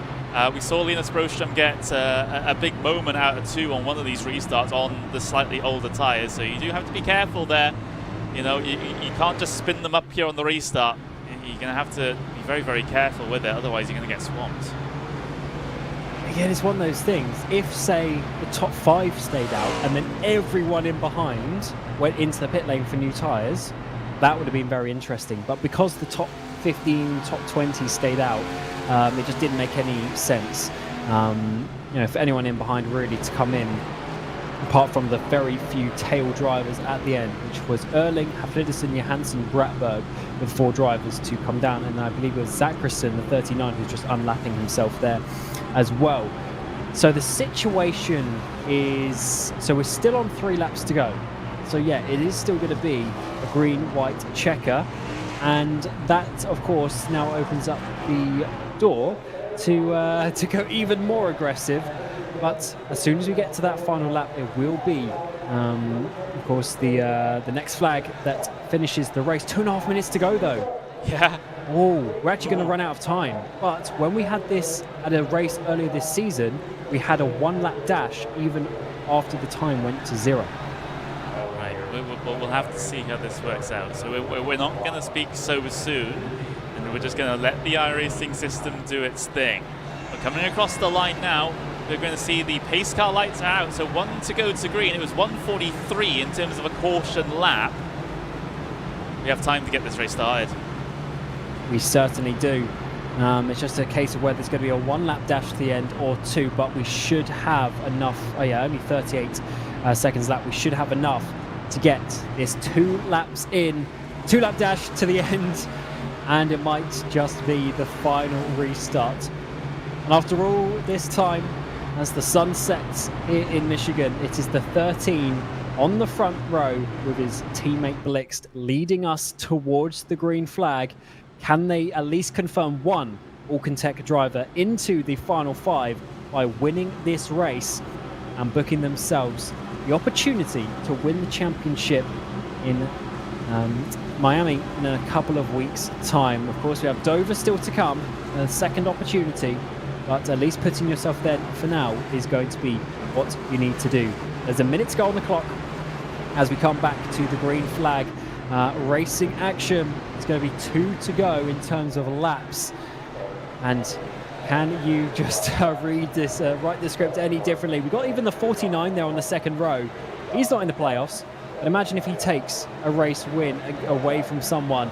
Got Jesper Eriksson there, who almost spun the car a couple of laps ago, but he's still got half an opportunity to win this race. It's going to be 30 seconds left on the clock as you come back to the green flag, and it is the last lap or 2 here at Michigan 400 for the Bohlin Svenska Eracingligan. Let's see how this one works out. It's a swapper on for the Alcantech cars as they try and find the best way that they can confirm one of their team drivers to win this race. But Broström is going to try and do something about that, diving it to the inside here. And it's getting very close as we have 1.5 laps to go. Indeed we do. 6 seconds left on the clock as we will see how that interacts with things as they head their way in towards turn 3 now. We get the white flag now. Here we go. This is certainly very tight as we come across the line. It is the 13, it is the 95. Who is going to get the run? They're all pushing, they're all shoving. The green checker flag comes out and the 13 is going to get the win from the pole position. In the end, Blix is in second. Jesper Eriksson nicking third at the end as the iRacing goals decided that was the final lap. I was pushing and shoving, but the 13 put himself in the perfect opportunity to take the win. Up and down through the field as the strategies work themselves out, but in a sprint to the finish, Daniel Solo takes the race win. Definitely one of, if not the strongest competitor here today, but he really had to work for it, didn't he? He was up and down the field. Oh, what a intense race at the end there, and Alcantech with exactly what they needed to do to confirm one of their drivers there was a two-car chance, and that's very good for Solo. So he came into this race 7th place, 11 points off the cut, which was also then 47 points behind Jesper Eriksson. But now he's won the race. He can just focus on getting some more bonus points in Dover. It doesn't need to worry about the win, so he can have let his one of his teammates do that. That would be very nice indeed. Look at all the Alcantech cars. Is that all 6 of them? Yeah, I think it is. Doing all the burnouts, all the donuts across the stripe there. And that was pretty much perfect execution from the 13.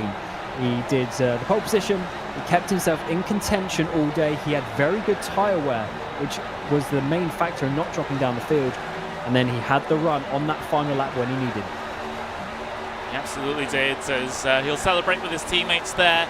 A very hard-fought race. A very chaotic race, multiple cautions, sprint to the finish with the time limit as well. Wow, it had everything, didn't it? But we can take a look at the race results. Yes, we certainly can, as then we'll try and get a bit of a chat with some of these drivers, because what a race that was in the end. The 13 took the victory, though, with Eric Blixt in second place, then Jesper Eriksson in third. Linus Broström just missing out on a podium opportunity in fourth. Kenneth Tier, probably best result of the season for him, up in 5th place. Lundberg following in behind from the back of the field in qualifying, but gets 6th place. Anton Uhrmann involved in a couple of incidents today, but still getting P7. Holmbaum, Aronsson and Peter Helmbro round out your top 10. Of course, for the likes of Aronsson second in the championship, that's going to be some points lost for drivers around him.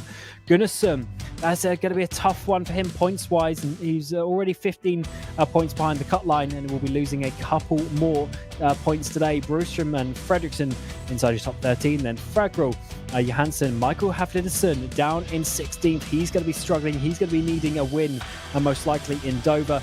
Erling Hogman, Eriksson and Skoglund round out your top 20. And then on the final page, the final driver on the lead lap was Salander. Then drivers lap down was Zacherson, Uven and Bratberg, Wallin, Schott and Homer.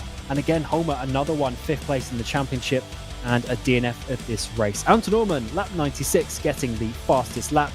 And certainly rounding out a very interesting Michigan 400 here after a green-white checker situation. Although really it was just a green checker, wasn't it? We didn't get that final lap. But we will now bring in some drivers for an interview to see what they have to say. So we'll bring in the number 13, the race winner, Dan Solo. And to be honest, that was the perfect situation for you. Pole position, you managed the race really well from what we could see. Then at the end, you managed to just pip your teammate to get the win. Well done.